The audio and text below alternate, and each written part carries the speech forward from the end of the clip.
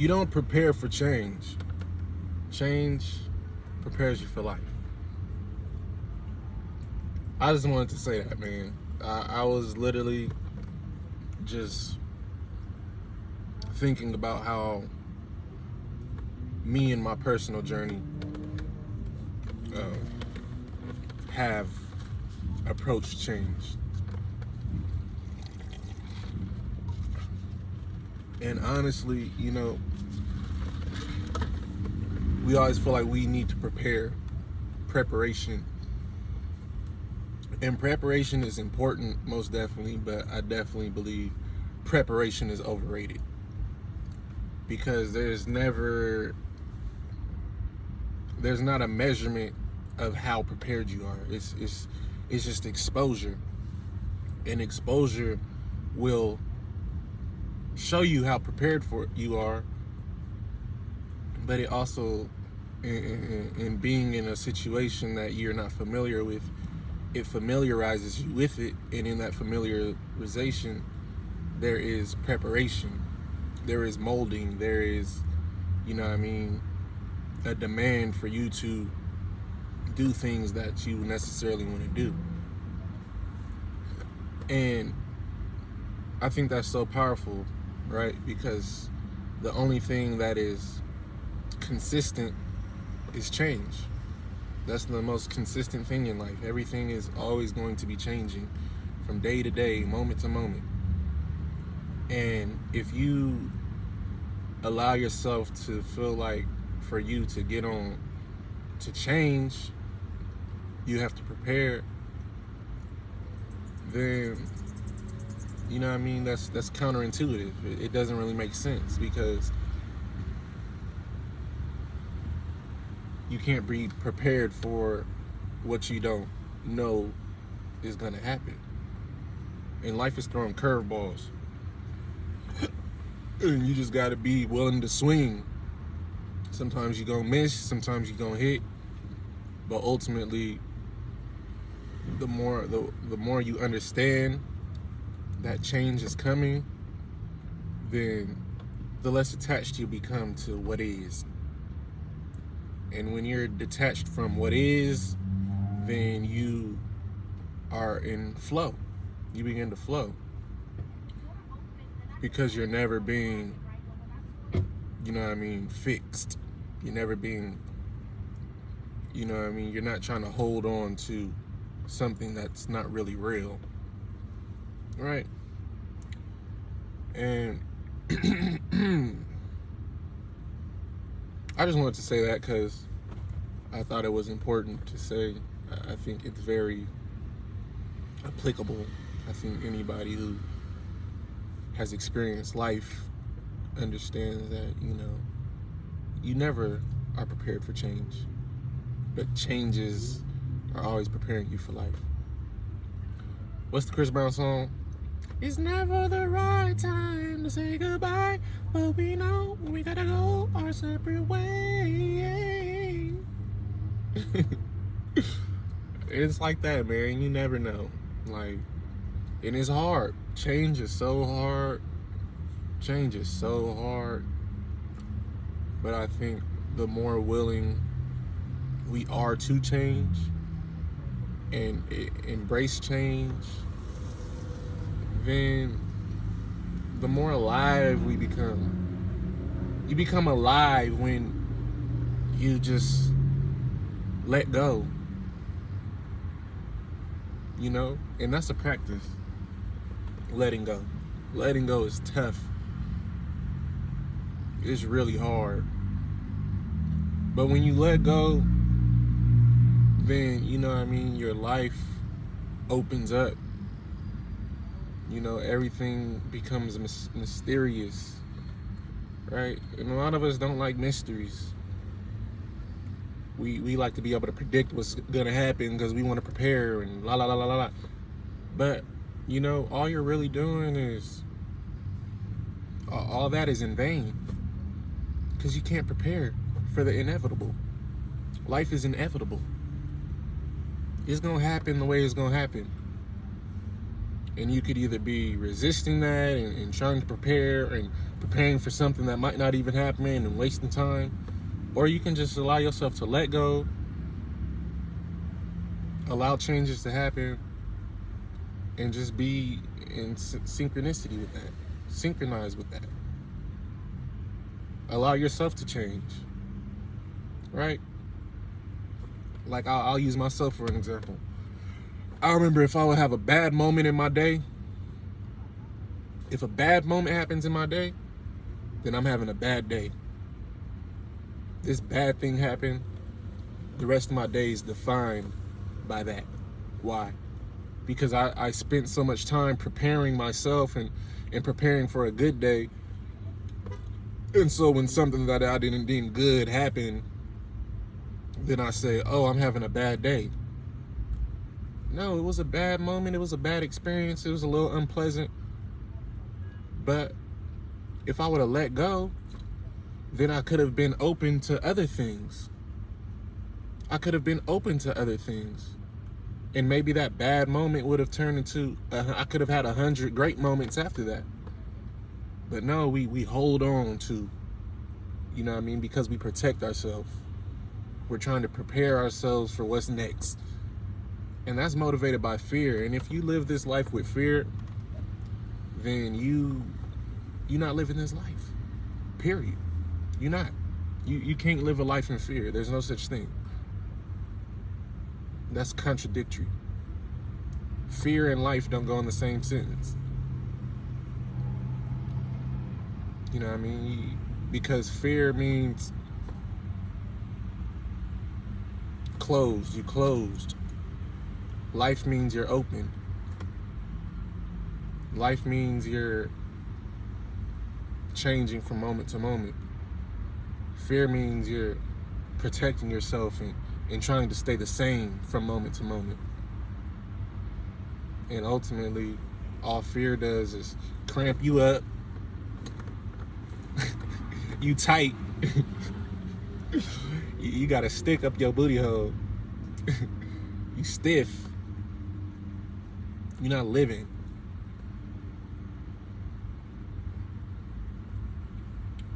And so you just gotta adjust and adapt to every situation, and that's how you know how good at being a person you are, how good at being a human is your ability to adjust and adapt.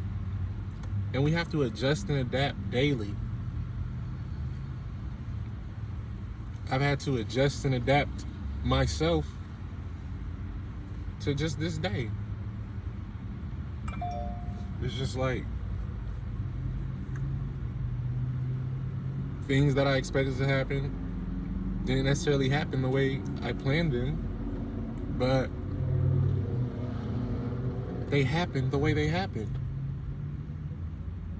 And I could either dwell on it not happening the way I wanted it to and stop participating in my life, or I can adapt. And that's why you got to be humble for this life. You have to be humble. You can't think that the world is going to revolve around you, because it's not. And the sooner you get that through your thick skull, Michael, I'm talking to me, you, if that applies, which it does to most people, as soon as you get it through your thick skull that life is not playing your game, you have to play life's game, then, you know what I mean, you start adjusting, and then it starts to become fun. I read this quote the other day. It said, first it's sacrifice, then it's a grind, then it's a lifestyle, then it's freedom. Right? And isn't that how most things happen when change happens? Change, when it first happens, it feels like, ugh, this is uncomfortable. I gotta sacrifice to do this. But then it becomes, you know what I mean, you motivated. You start seeing the benefits of what change brings. Then you in the grind, you wanna change. You start adjusting and you're willing to make those sacrifices because you can see that the risk to reward is worth it. the reward of change is always greater than the risk. And so then it becomes a grind. You're willing to do that. And then it becomes what? What I say. First is the grind. No, first is sacrifice, then it's a grind. Then it's a lifestyle. Now you're doing it unconsciously. You know what I mean? You're doing this unconsciously. And then you're doing it so unconsciously, and you realize how life has changed around you, how you maneuver and navigate life. And then that becomes freedom. Because when you embrace change, then you're free. You're free from your own habit to want to hold on. And when you're free from that, then you free indeed. Yes, sir. Master ain't got his chains on you no more. You free. And I'm saying so much to say so little. But I was just really excited about that idea, man. You cannot prepare for change. Change prepares you for life. Change prepares you. Let go of your ego. Let go of the thought of control, of ownership. You don't control nothing except the way you approach life, the uncontrollable. All you control is your approach, your perspective. And so, seek knowledge, man. Seek ideas that coincide with letting go. Letting go. Letting go of it at every moment. Let go of what happened a minute ago. Let go of what happened a year ago. Let go of what happened 5 years ago.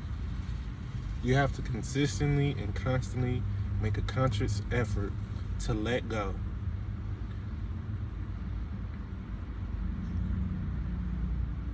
And that's what change is. That's what I mean by saying change prepares you for life. And sometimes, right, it's uncomfortable. It's so uncomfortable because we do not like change. We've been socialized that way, where we're trying to control our lives. We're trying to control our narrative. They give us a script. Follow this script.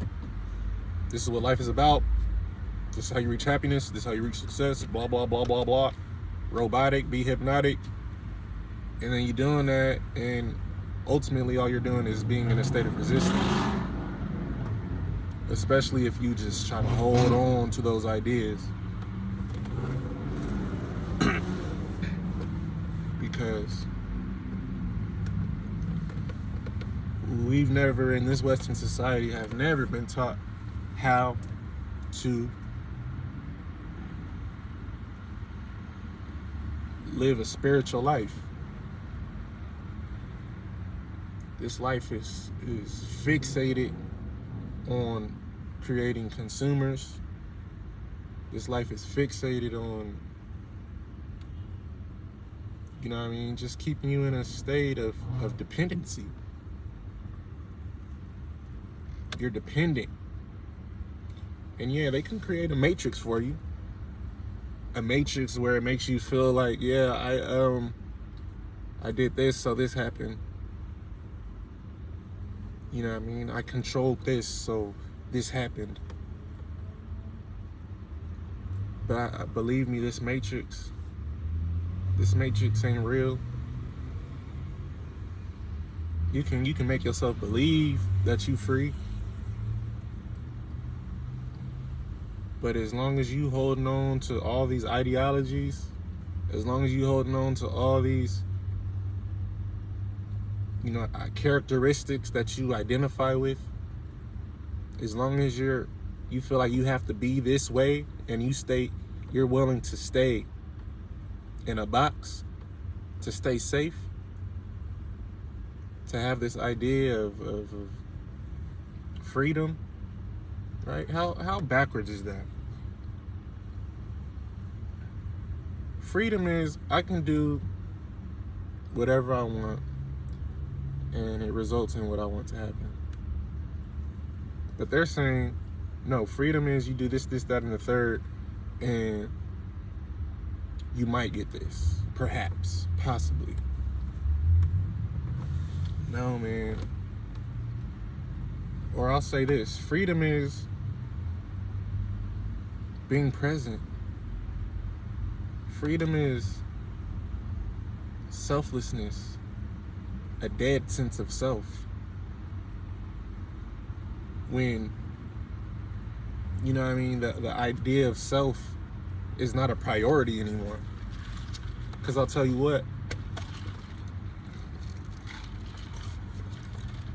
the self could never be fulfilled. The self can never be satiated. The self has an appetite that can't be appeased. So as long as you're in a state of trying to satisfy the self, you're not free. You can't be free. You're a slave to your own ego. You're a slave to your own ego.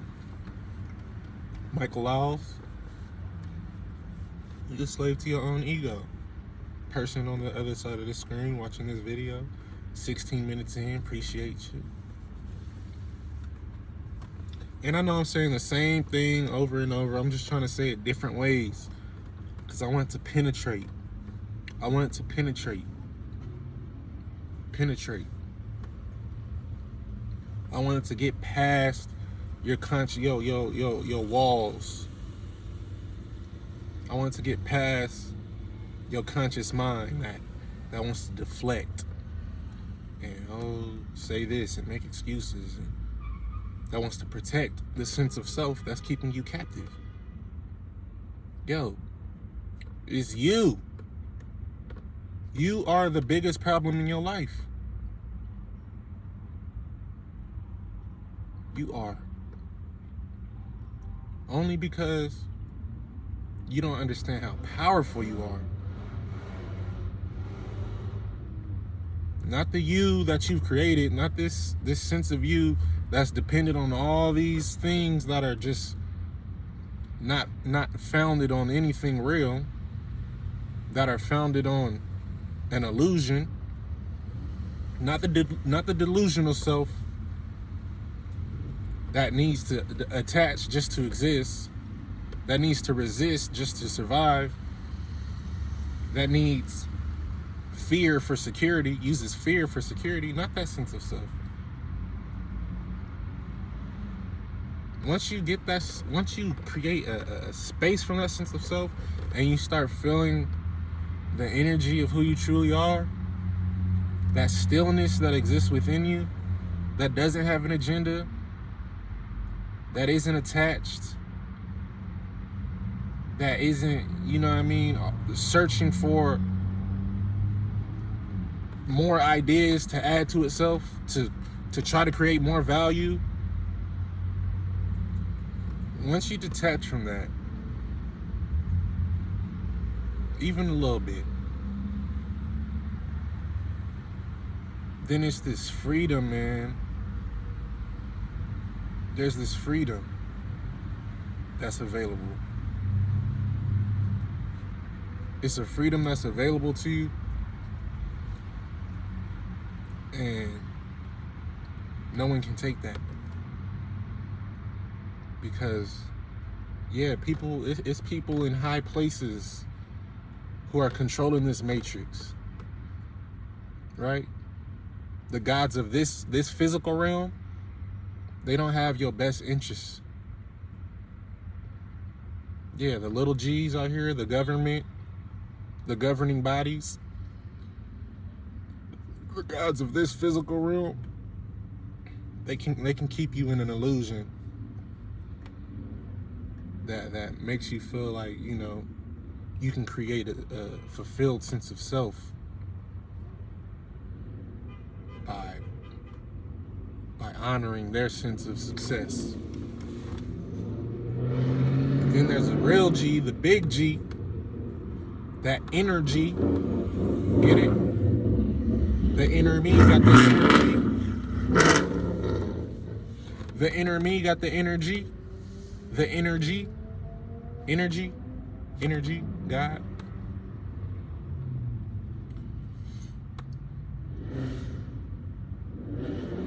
Yeah. That's where freedom is. But I'm saying a lot. I was just trying to get to 20 minutes for real. Cause yeah, YouTube, when you upload videos that are at least 20 minutes, then the YouTube algorithm starts to feel you. And I just want to give people space to find something that makes sense to them. So I tried to say the same thing as many ways as possible. But in conclusion, I'm gonna say this and be done.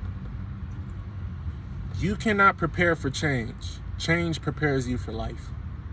And I want you to meditate on that until it makes sense to you, until it applies to you in the way that it needs to apply to you. Change is an illusion, to be honest. Nothing's truly changing.